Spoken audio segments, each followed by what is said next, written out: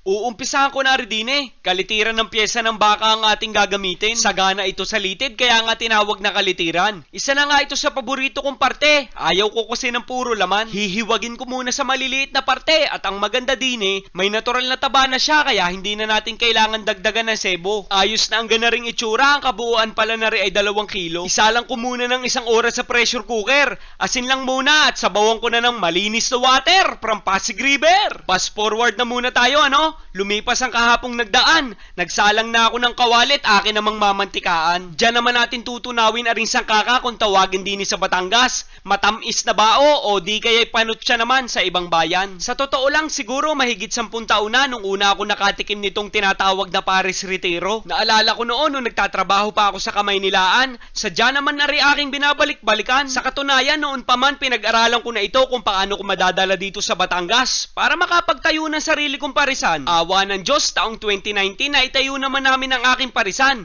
Inabot na ng unos, nasabugan na ng bulkan. Pero ito hanggang ngayon bukas pa rin at patuloy na naghahayin ng ganitong pagkain. Sa totoo lang kay Tatay Panyong o Pamilya Duque ang original na gumawa ng recipe na ito na itinuro naman sa atin ni Kuya Carlo o mas kilala bilang si Chorba's Place. Sa kanya na rin nga nanggaling itong soybean paste. Para sa akin, ito talaga nagbibigay distansya o kaibahan ng lasa pagdating sa ibang pares. Master Soy Sauce, mas malinamnam ito sa mga lokal na toyo nating nakasanayan. Sa mga hindi nakakaalam, ito naman ang tinatawag na Dark Soy Sauce. Wala itong lasa. Siya lang ang nagbibigay ng magandang kulay sa ating dish. Dahan-dahang halo na lang at pasensya ka na. Nasobrahan ko sa pakulo ang baka. Pero hindi bali na. Ang mahalaga, maibahagi ko sa iyong proseso at timplada. Pakukulo-kuloy na lang para magsama-sama na ang aromatic at pampalasa nating nailagay. Ay wari ko na may nagpanagpo na lasang hinahanap kaya't aringat palalaputan ko na. Islari lang o yung tubig na may cornstarch dahan-dahan kong binuhusan habang hinahalo ng bahagya. Medyo malabnaw na kulangan pa nga ako kaya dinagdagan ko pa.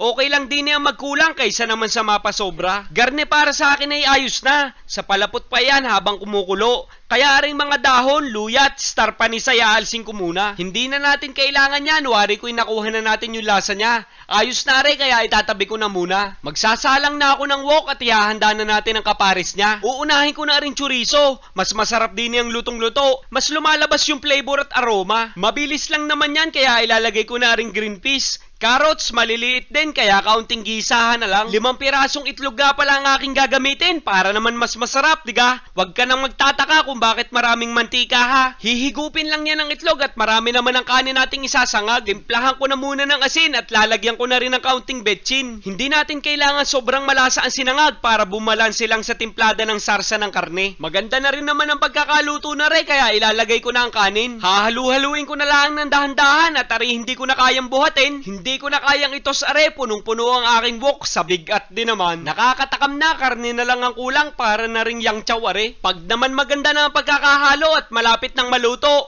pwede na nating ilagay aring sibuyas na berde. Are na may siguradong ayos na, iisang halo na. Are tatakalan ko na sa isang mangkok ha at ipapakita ko sa iyo kung paano baga ang kasa. Lagi na mga pares na rin sa platito, para kamukha talaga. Parang doon na rin tayo kumakain. Iyan na nga, ika! Siyempre may clear soup lagi na kasama. Matamis kasi ang pares kaya meron lagi yung pang-alis umay. Dos Bastardos nga pala ang pangalan ng aking kainan. Dinimulaan yan sa mataas sa kahoy matatagpuan. Ipaskil ko ang buong lokasyon dyan sa mga komento sa ibaba kung gusto mo itong matimusan. Ay inang!